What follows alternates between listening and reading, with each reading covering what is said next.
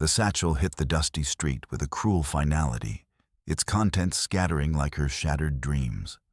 Claire's wedding photograph landed face down in the dirt, her mother's prayer book splayed open to verses about barren women, and the tiny baby booties she'd knitted in hopeful secrecy 3 winters past now lay trampled under the hooves of passing horses.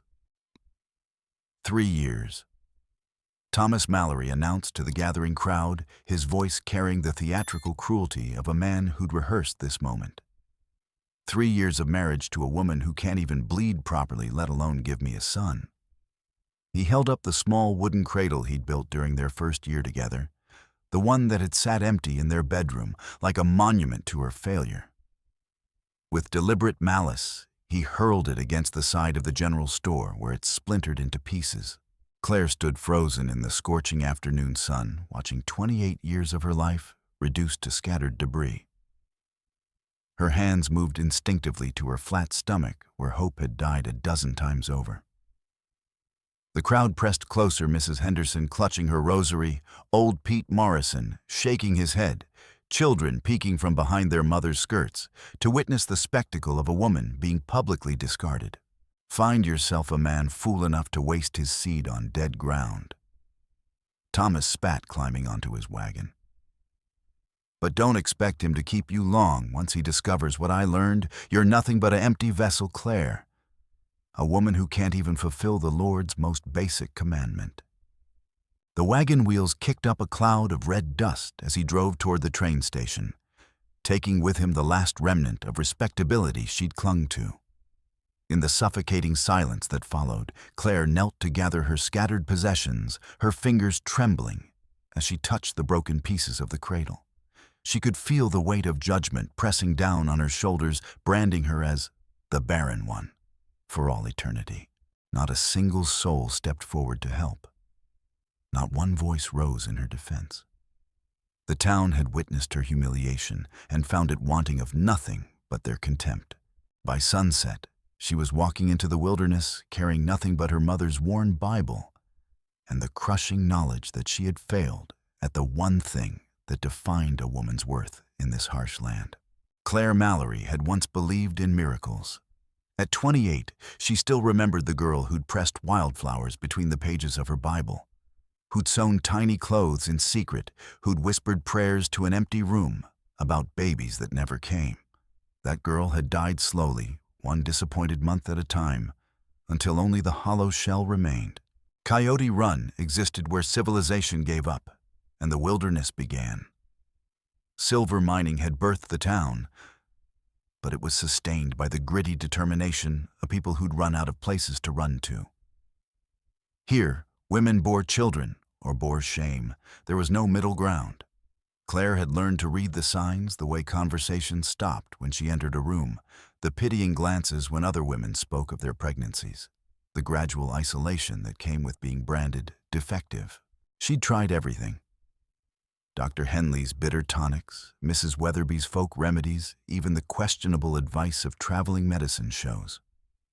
She'd prayed until her knees bled, fasted until she fainted, and still her body refused to cooperate. Thomas had grown increasingly bitter with each failure, each monthly reminder that his investment in a wife had yielded no return. Her parents had died of consumption 2 winters past, taking with them her only source of unconditional love. Her sister Martha had married a railroad man and moved to San Francisco, leaving behind only sporadic letters that grew shorter and more distant with each passing year. Thomas had been her final anchor to belonging, and now even that was severed.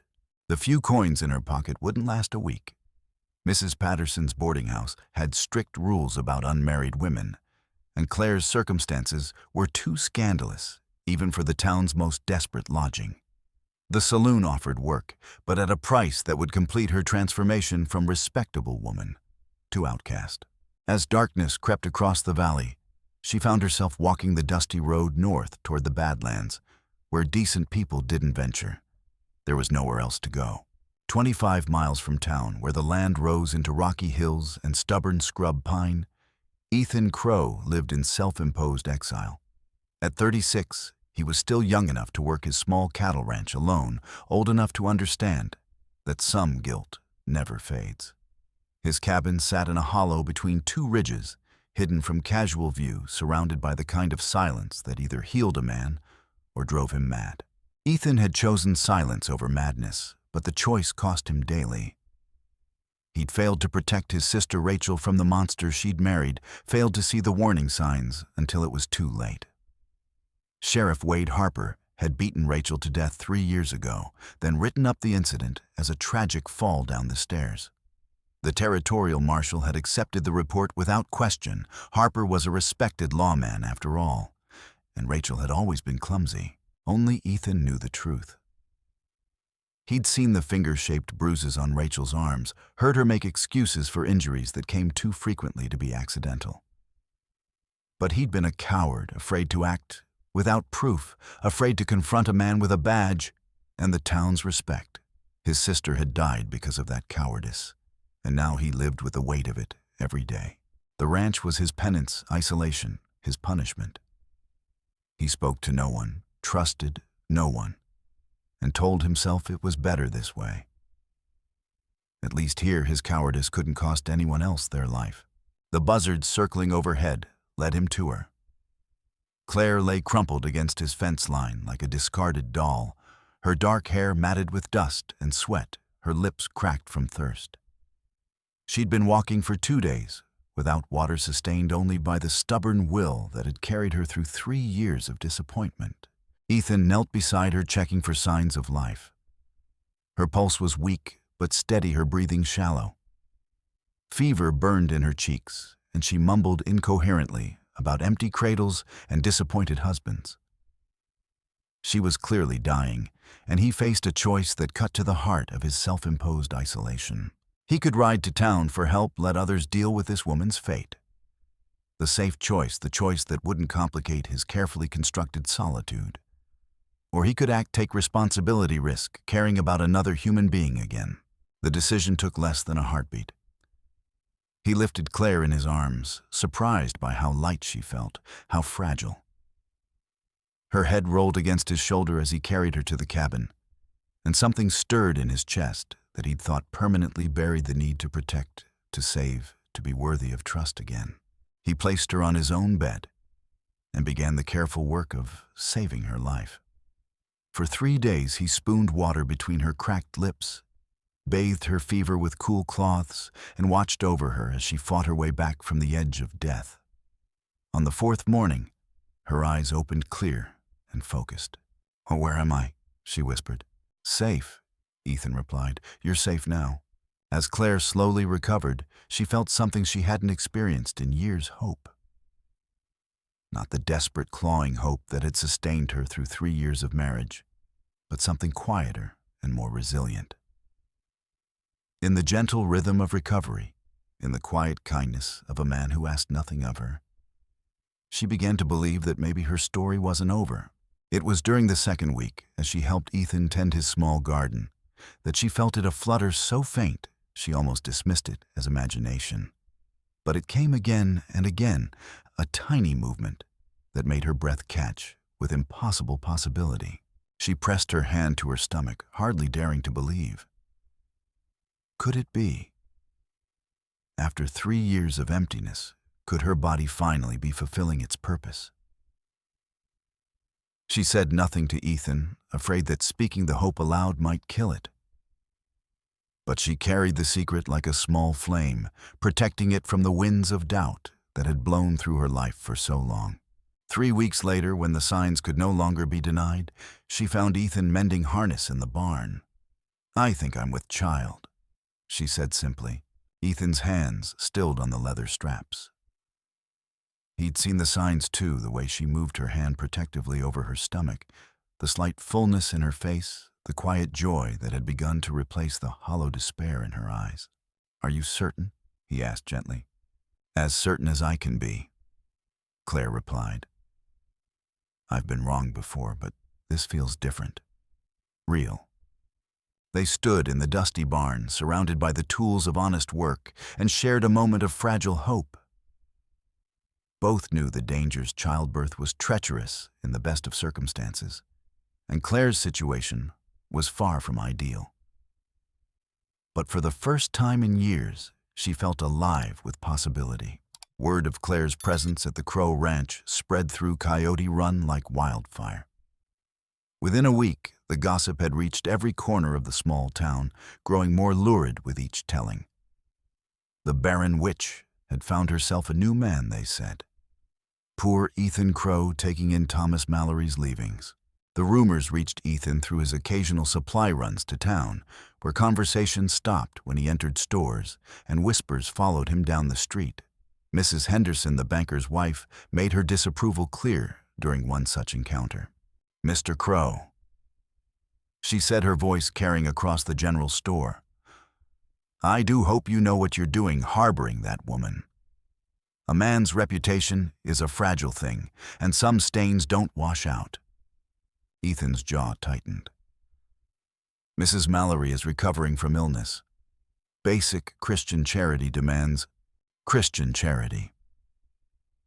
Mrs. Henderson's laugh was sharp as broken glass. "Is that what you call it? The whole town knows what she is, what she lacks. Taking in damaged goods will only damage you."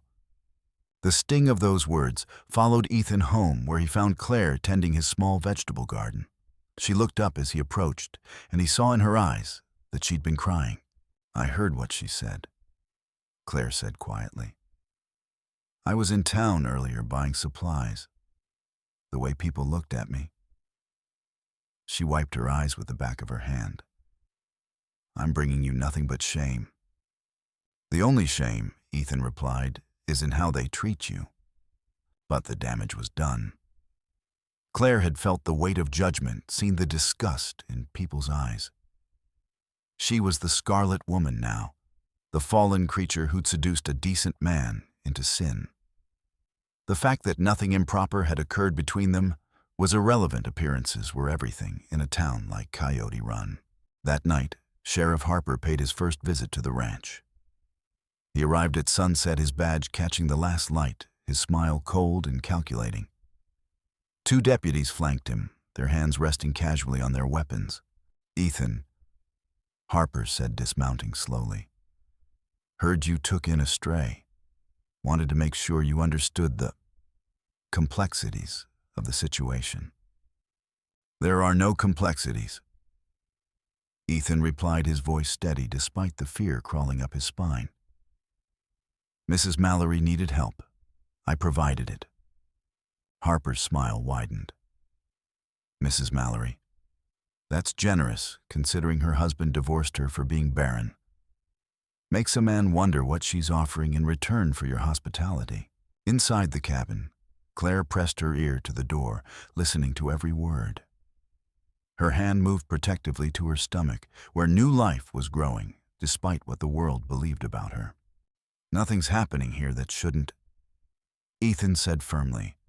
"Maybe not." Harper conceded. "But appearances matter, don't they? The good people of Coyote Run are concerned about moral decay, about the example being set. They've asked me to investigate." The threat was clear. Harper had the power to make their lives miserable, to destroy what little happiness they'd found in each other's company. But before Ethan could respond, Claire stepped out of the cabin. "Sheriff Harper," she said, her voice carrying a strength that surprised them all. "I remember you. You came to my wedding." Harper's expression flickered just for a moment. "I remember too. Lovely ceremony. Shame it didn't work out." "Yes," Claire agreed. "It is a shame when promises are broken." There was something in her tone, something that made Harper's eyes narrow. But before he could respond, she turned and walked back into the cabin, leaving the men to their confrontation. Harper lingered a few more minutes, making veiled threats about morality and public decency, then rode away with his deputies. But Ethan could see the wheels turning in the sheriff's mind, could sense the danger gathering like storm clouds on the horizon. That night, as they sat on the cabin's front porch, Claire finally spoke about her condition. "The baby's growing strong," she said softly. "I can feel it moving now every day." Ethan nodded, his heart both lightened and troubled by the news. A child would complicate everything, would give Harper more ammunition to use against them. But looking at Claire's face, seeing the joy and wonder there, he couldn't bring himself to voice his fears. "Oh, we'll face whatever comes," he said simply. Neither spoke of the shadow that had fallen across their fragile happiness, the sense that their peaceful interlude was about to end. Trust was a luxury neither could afford, yet both found themselves craving it desperately. The first shock came 8 weeks later, when Doc Henley arrived at the ranch in response to Ethan's urgent summons. Claire had been experiencing severe pain and complications that sent both of them into a panic. The grizzled old doctor emerged from his examination with an expression of pure amazement. "Well, I'll be hornswoggled," he muttered, shaking his head. "Woman, you're not carrying one baby, you're carrying 3. The silence that followed was deafening. Claire stared at the doctor as if he'd spoken in a foreign language. 3 triplets, Doc Henley confirmed. "Rare as diamonds, especially in these parts. Your body's working overtime, which explains the complications. You're going to need careful tending if you want to carry them to term." The news hit Coyote Run like a thunderbolt. The Barren woman wasn't just expecting, she was carrying 3 children simultaneously. The town's response was swift and polarized. Some called it a miracle. Others whispered of dark bargains and unnatural conception. Sarah Weatherby, the town's midwife, rode out to see for herself.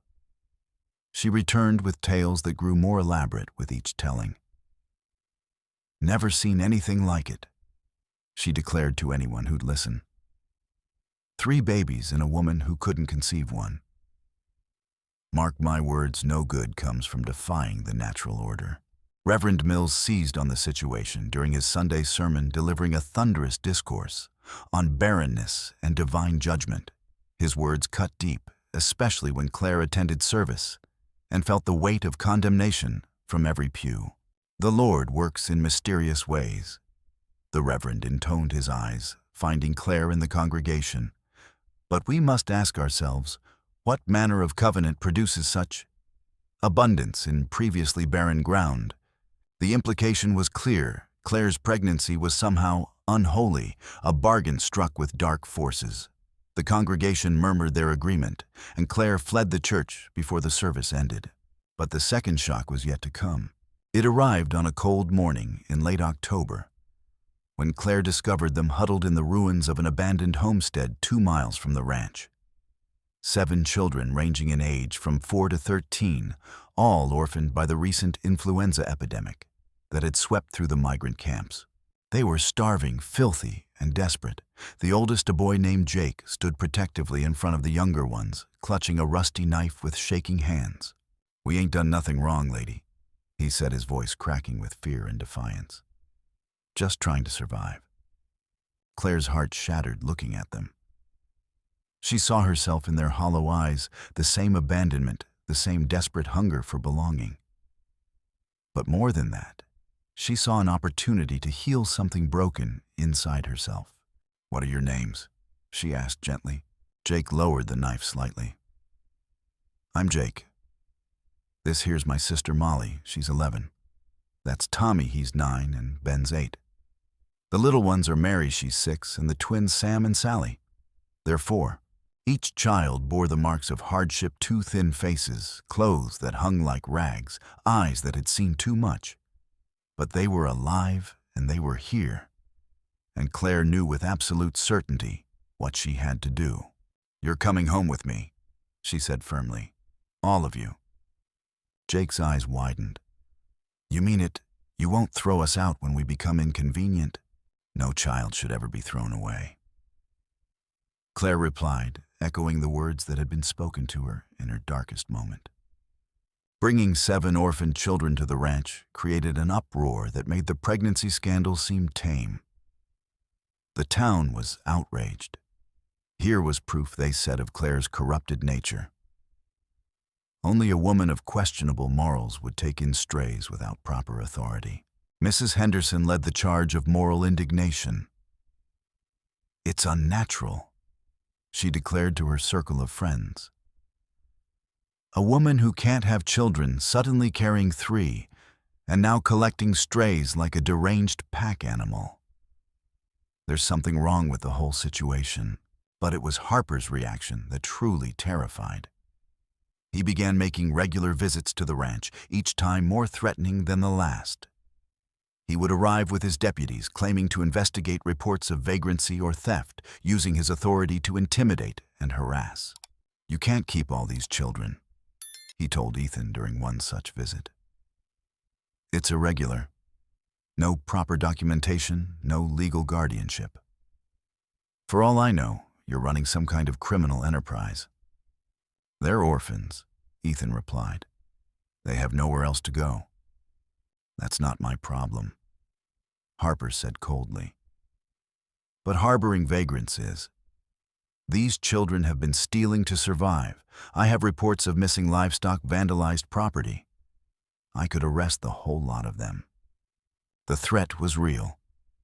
Harper had the power to take the children away, to scatter them to the winds, or worse. But there was something else in his eyes when he looked at Claire, something that made Ethan's blood run cold. "I know what you're thinking," Harper said quietly, stepping closer to Ethan. "You think you can protect them like you tried to protect your sister. But we both know how that ended, don't we?" The words hit Ethan like a physical blow.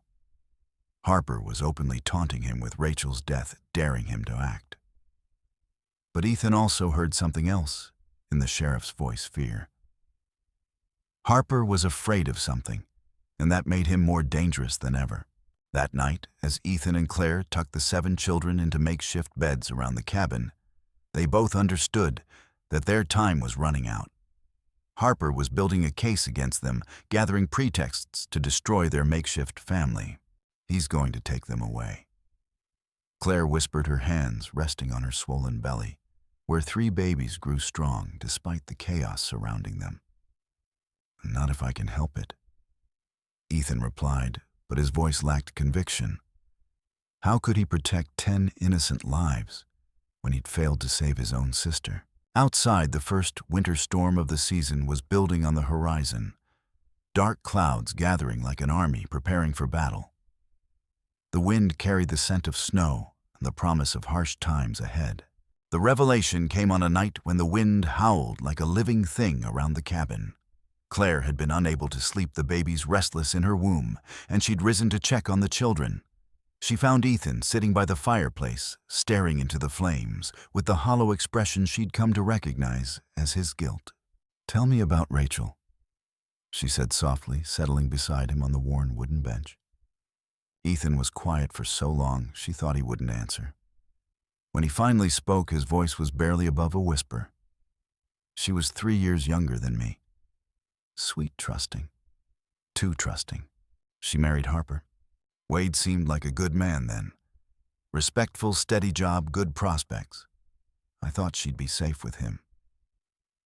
Ethan's hands clenched into fists. "I should have known better." Claire watched the firelight dance across his face, seeing the pain etched in every line. "When did you realize what he was doing to her?" "The bruises started about 6 months after the wedding. She'd make excuses, fell off her horse, walked into a door, slipped on the stairs. I wanted to believe her." He looked at Claire, then his eyes bright with unshed tears. "I was a coward. I didn't want to see the truth." The fire crackled between them, and Claire made a decision that would change everything. "She came to me," she said quietly. Ethan's head snapped up. "What? Rachel?" "She came to me the day before she died. She was desperate, Ethan. Terrified. She begged me to help her leave him." The words hung in the air like smoke. Ethan stared at Claire as if seeing her for the first time, his mind struggling to process what she'd revealed. "She knew I was unhappy in my marriage." Claire continued, her voice growing stronger. "Thomas was becoming cruel about my condition, and sometimes I think Rachel could see the bruises on my soul, even if they didn't show on my body. She thought I'd understand what it was like to be trapped. "What did you do?" Ethan's voice was barely audible. Claire's eyes filled with tears. "Nothing. I was too frightened, too worried about my own reputation. I told her to pray about it, to try to be a better wife. I sent her back to him." She pressed her hands to her face. "I sent her back to die." The confession shattered something inside Ethan. All this time he'd carried the guilt of failing to save his sister, and now he learned that Claire had been there too, had been Rachel's last hope for escape. "She told me something else," Claire whispered. "She said Harper had been watching me making comments about how I couldn't satisfy my own husband. She was afraid he might come for me next." The implications of this revelation hit Ethan like a physical blow. Harper's interest in Claire wasn't just about moral authority, it was personal. He'd been circling her like a predator waiting for the right moment to strike. That's why he's so determined to separate us. Ethan said, the pieces falling into place. He wants you isolated, vulnerable. Claire nodded her hand, moving protectively to her swollen belly. "Rachel tried to warn me. She said Harper collected women who had nowhere else to go, women who wouldn't be missed if something happened to them." The fire burned lower as they sat in stunned silence, both grappling with the weight of this new understanding. They had failed Rachel, but they wouldn't fail the children sleeping peacefully around them. They couldn't. "There's something else?" Claire said after a long moment. "Something I found in Rachel's things after she died. I went to the house to help pack her belongings, and I found letters. Hidden letters." "What kind of letters?" "Love letters. From someone she was planning to run away with. Someone who'd promised to help her escape." Claire met Ethan's eyes. "I think Harper found out about them. I think that's why he killed her." The revelation transformed everything they thought they knew about Rachel's death. She hadn't died because of a random act of violence. She'd been murdered because she'd tried to escape, because she'd found someone who loved her enough to risk everything for her freedom. "I still have the letters," Claire admitted. "I kept them thinking someday I'd find the courage to do something with them. But now Harper's coming for you," Ethan finished. "For all of us." Outside, the wind grew stronger, rattling the windows and doors. The storm was coming, and with it, the confrontation they'd been dreading. But now they understood the stakes. This wasn't just about a corrupt sheriff trying to maintain order. It was about a predator protecting his hunting ground. The storm hit with the fury of nature unleashed. Snow and sleet lashed the cabin, while wind howled through every crack and crevice, making the small building shudder like a living thing. Claire had been fighting contractions since dawn, but the pain was coming harder now, more frequently telling her that her body had decided it was time, regardless of the weather or circumstances. "Ethan," she gasped, doubling over as another wave of pain seized her. "The babies are coming. Now." The 7 children gathered around her, their young faces etched with fear and determination. Jake, at 13, had seen birth before in the wagon camps. But nothing like this, not with 3 babies, not in the middle of a blizzard, not with the threat of Harper hanging over them like a sword. "I need hot water," Claire told them, her voice steady despite the pain. "Lots of it. And clean cloth, sheets, towels, anything you can find." As the children scattered to their tasks, Ethan helped Claire to the bed they'd prepared. The storm was too fierce to send for help, even if they'd dared. Doc Henley was in town, unreachable through the drifts and dangerous passes. They were completely alone. "Tell me what to do," Ethan said, kneeling beside the bed. Claire managed a weak smile. "Just stay with me. I'm scared, but I'm not afraid not with you here." The first baby, a girl, came quickly, but dangerously small. She was blue and still, and for a terrifying moment, Claire thought they'd lost her. But Molly, the 11-year-old, appeared with warm cloths and gentle hands, helping to clear the baby's airways until a weak cry finally emerged. "She's beautiful." Molly whispered, tears streaming down her face. "She's perfect." The second baby. Another tiny girl brought complications that left Claire bleeding heavily. The children worked together with quiet efficiency, following her instructions, supporting each other through the crisis. Even little Mary, only 6 years old, helped by keeping the fire burning bright. It was during the struggle with the third baby that they heard the horses outside, the sound of men shouting over the wind. "Open up, Crow." Harper's voice boomed through the storm. Time to end this charade. Ethan looked at Claire, who was struggling with the final delivery, her face gray with exhaustion and blood loss. The 7 children pressed closer together, understanding that their world was about to change forever.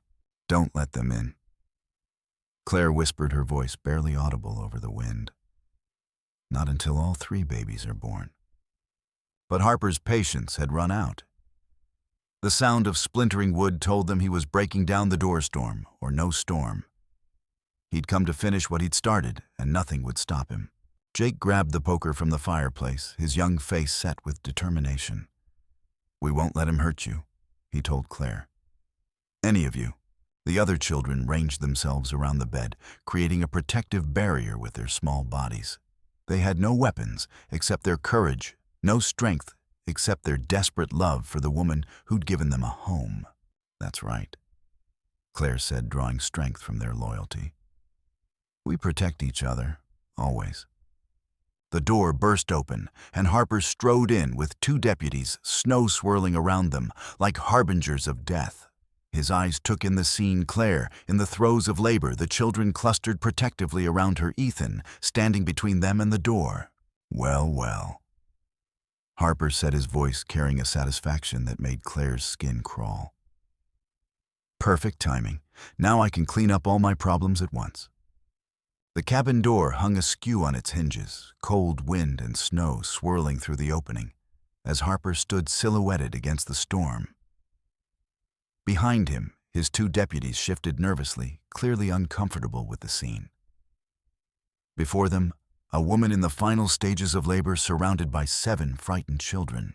"Jesus, Sheriff," Deputy Morrison muttered, lowering his weapon slightly.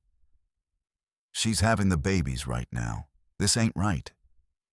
But Harper's cold smile never wavered. "Right and wrong are decided by the law, Morrison. And I am the law in this territory," Claire cried out as the third baby finally crowned her strength nearly spent. The children moved like a well-practiced team, Jake helping with the delivery, Molly preparing cloths, the twins Sam and Sally keeping the younger ones calm. Even in the midst of chaos, they functioned as a family. 3 babies, Harper observed with mock admiration. The Barren woman's miracle. Pity they won't live to see morning. "They're not bastards," Claire said, struggling to sit up despite her weakness. "They're my children, mine and Ethan's." It was both a lie and the deepest truth. These children, all 10 of them, were hers in every way that mattered. She had chosen them, fought for them, and now she was prepared to die for them. Harper stepped closer, his hand resting on his gun. Touching words from a whore who... "Don't." The voice came from an unexpected source. Deputy Morrison stepped forward, his weapon now pointed at Harper instead of the family. "Don't say another word." Harper whirled, his face twisted with rage. "Morrison, what the hell? I've been watching you." Morrison said, his voice steady despite the tremor in his hands. "Collecting evidence for months. The territorial marshal's been asking questions about some of your cases, including Rachel Crow's death." The second twist hit like lightning. Morrison reached inside his coat and withdrew a bundle of papers, official documents, witness statements, and something else that made Harper's face go white. "Love letters." Morrison continued. "From Rachel to a railroad worker named Daniel Murphy. Letters that prove she was planning to leave you, Sheriff. Letters that give you motive for murder." Claire's eyes widened. These were the letters she'd found and kept hidden. But somehow Morrison had gotten copies. The deputy caught her surprised look and nodded slightly. "Mrs. Mallory gave them to me 3 weeks ago," he explained. She was afraid for these children, afraid Harper would hurt them like he hurt his wife. She asked me to investigate. The revelation transformed the entire confrontation. Claire hadn't been passive. She'd been planning working to protect her family the only way she knew how. While Harper had been circling like a predator, she'd been building a case against him. "You lying bitch," Harper snarled, drawing his gun. "You think you can destroy me with forged papers and—" Jake moved then, the 13-year-old boy, throwing himself between Harper and Claire with the fearless courage of youth. The sheriff's backhand sent the boy sprawling, but it gave the other children time to act.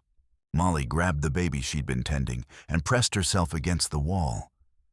Tommy and Ben flanked the bed, their small hands gripping kitchen knives. Little Mary started screaming, not from fear, but to alert anyone within hearing distance that something was wrong. "Ma, that's enough." Morrison shouted, his gun now trained directly on Harper's chest. "Wade Harper, you're under arrest for the murder of Rachel Crow and the attempted murder of—" Harper spun and fired. Morrison staggered backward, blood spreading across his shirt, but he didn't fall.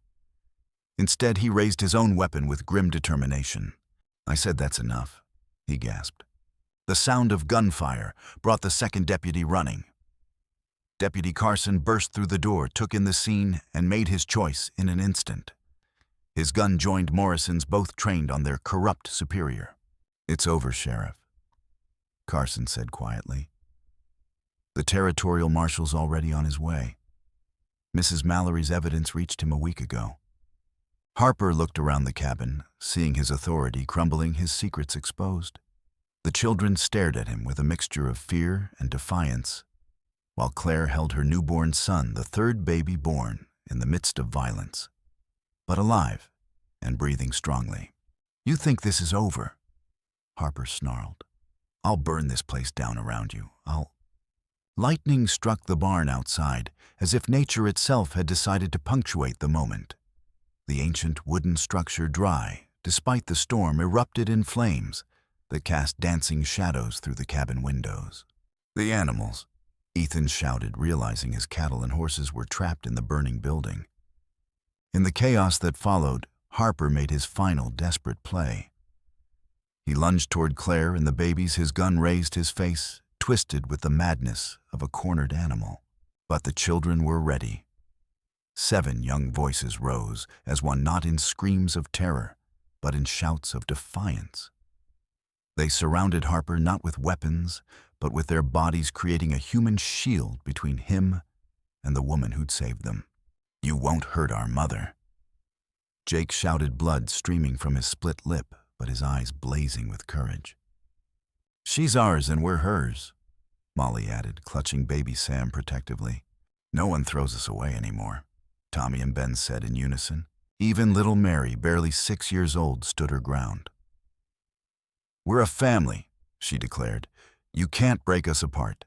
Harper stared at them in amazement.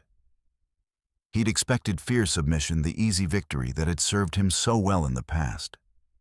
Instead, he faced the unbreakable bond of people who'd chosen to love each other, despite everything the world had thrown at them. Deputy Morrison, despite his wound, managed to tackle Harper from behind. The corrupt sheriff's gun went off, but the bullet went wide, embedding itself harmlessly in the cabin wall. The 2 men struggled on the floor, while flames from the burning barn grew higher and higher, threatening to spread to the cabin itself. "Get them out," Morrison shouted to Carson. "Get the woman and children to safety." But Claire was already moving her newborn son in her arms, herding the other children toward the door. Ethan appeared with the other 2 babies, his face blackened with smoke from fighting the barn fire. "The storm's breaking," he said. "We can make it to the root cellar." As they stumbled through the snow toward the underground shelter, Harper broke free from Morrison's weakened grip. Blood streaming from his nose, his uniform torn, he staggered to his feet, with the desperate fury of a man who had nothing left to lose. "You think you've won," he screamed over the wind. "I'll see you all dead before I let you destroy me." But his reign of terror was already over. Deputy Carson had him in his sights, and Morrison, though wounded, was struggling to his feet with grim determination. "Wade Harper." Morrison gasped, "You're under arrest for murder, attempted murder, and corruption of office." The flames from the burning barn reached toward the sky like orange fingers casting wild shadows across the snow. In that hellish light, Harper made his final stand, drawing a hidden knife from his boot and lunging toward the retreating family. He never reached them. Ethan stepped into his path, and the two men collided in the snow. They rolled and fought while the children screamed, and Claire clutched her babies, watching the man who'd saved her life battle the monster who destroyed so many others. The fight ended when Harper's own momentum carried him too close to the burning barn. A falling beam caught him across the shoulders, pinning him beneath its flaming weight. His screams cut through the storm until Deputy Carson pulled him free, badly burned, but alive. Dawn broke gray and cold over the smoldering ruins of the barn. The cabin still stood scorched, but intact, testament to the fierce determination of everyone who'd fought to save it. Harper lay unconscious in the back of a wagon, his burns severe but not fatal. He would live to face justice for his crimes. The territorial marshal arrived with the sunrise, a weathered man named Thomas Kane, who'd been investigating Harper's activities for months. Claire's evidence had been the final piece he needed to build an airtight case. Rachel Crow's murder, corruption, extortion, attempted murder. Marshal Kane enumerated as he reviewed the documents. Harper's going to hang or spend the rest of his life in territorial prison. Deputies Morrison and Carson, both cleared of any wrongdoing, helped load their former superior into the wagon. Morrison's wound was serious, but not life-threatening, and he'd already accepted Marshal Kane's offer to serve as interim sheriff until a proper election could be held. "Thank you," Claire said to Morrison as he prepared to leave, "for believing me, for helping us." Morrison tipped his hat. "Ma'am, what you did, gathering that evidence, protecting these children, that took real courage. The territory's a better place with people like you in it." Inside the cabin, Doc Henley examined the 3 babies with growing amazement. All 3 were small but healthy, their cries strong, and their grip surprisingly firm for premature infants. "Remarkable," he muttered, checking each tiny heartbeat.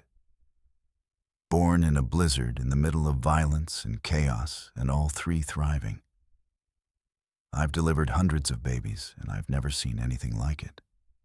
But Doc Henley wasn't the only arrival that morning. As word spread through Coyote Run about the night's events, townspeople began appearing at the ranch. They came bearing supplies, food, and something Claire had never expected to see: genuine remorse.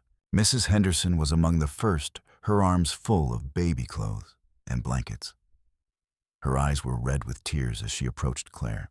"I'm ashamed," she said simply. "We all are. We judged you harshly when we should have offered help. You've shown more Christian charity than any of us." Reverend Mills arrived next, his previous sermons about barrenness and divine judgment replaced by a humbler understanding. "I spoke from ignorance," he admitted. "These children, all 10 of them, are blessed to have found you, and perhaps we're blessed to have you among us."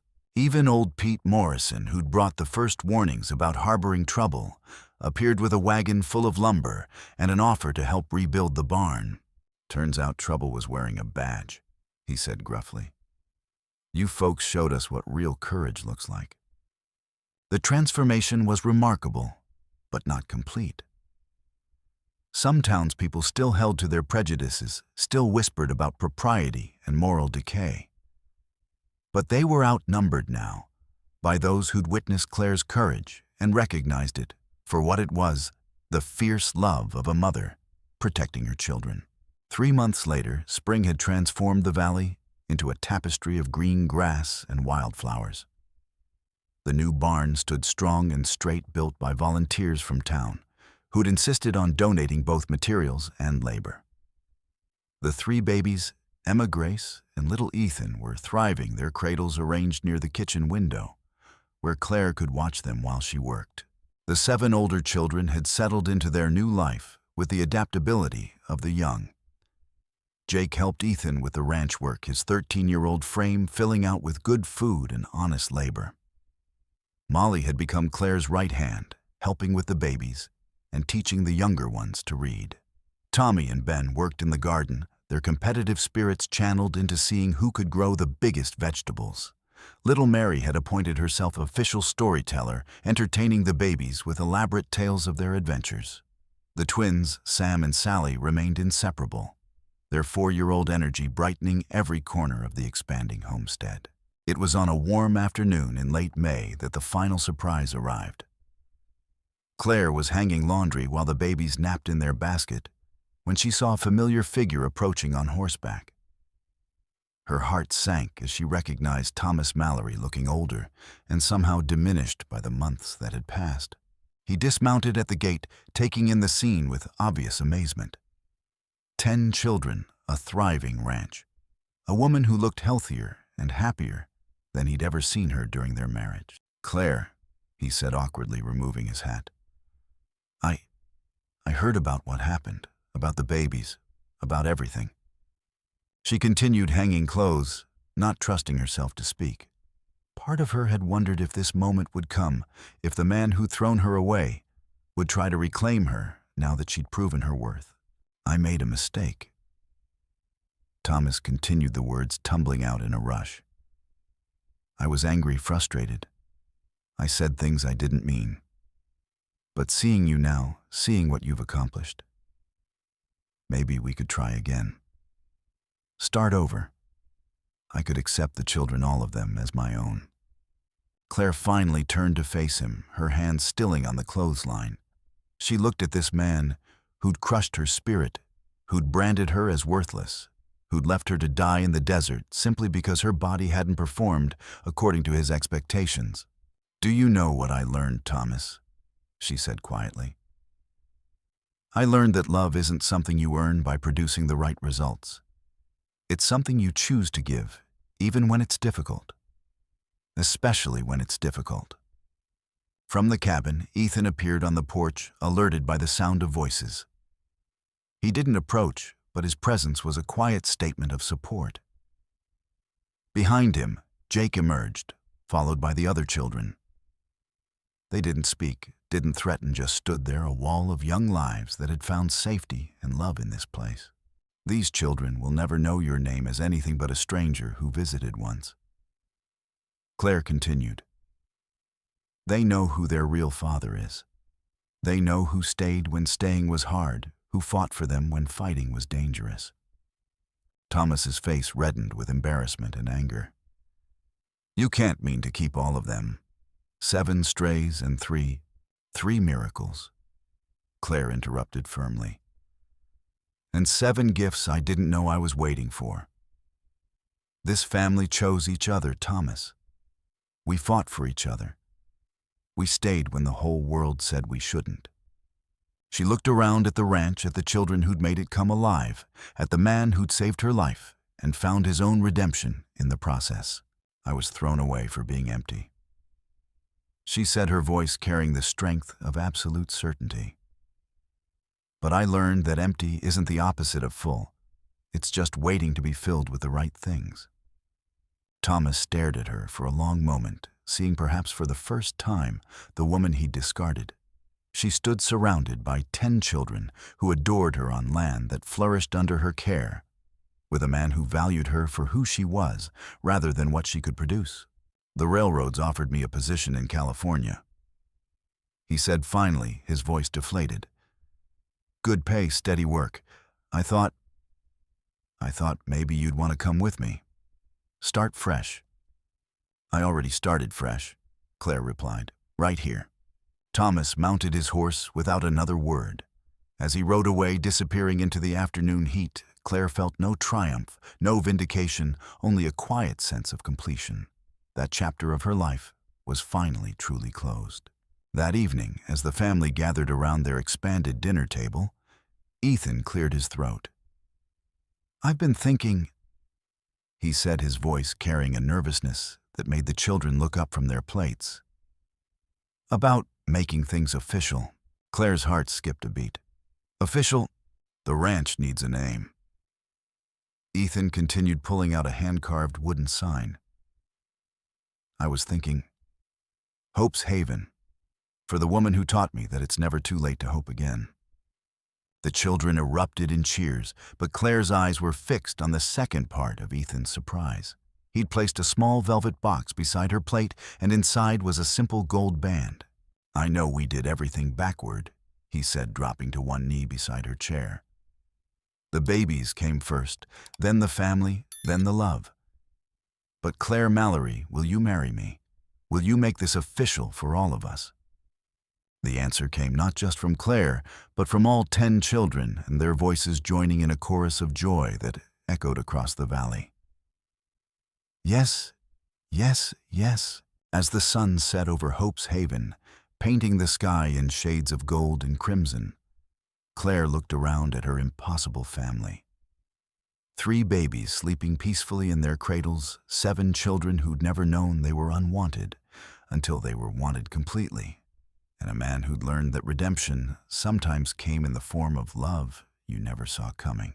She thought of Rachel Crow, the friend she'd failed to save, but whose death had ultimately led to justice.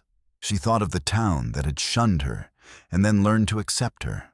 She thought of the journey from that dusty street where she'd been discarded to this moment of perfect belonging. "We were all abandoned once," she said softly, her voice carrying to every corner of the cabin. "But now no one leaves. Now we stay." Outside, the prairie wind carried the sound of children's laughter across the wild west, a song of hope that would echo through generations yet to come. In the growing darkness, 10 small hands reached for the future they would build together, and Claire's voice, once silenced by shame, now sang lullabies of love that would never end. The woman who'd been thrown away for being empty had filled her life with treasures the world had cast aside. And in doing so, she discovered that the greatest abundance comes not from what you can produce, but from what you choose to protect.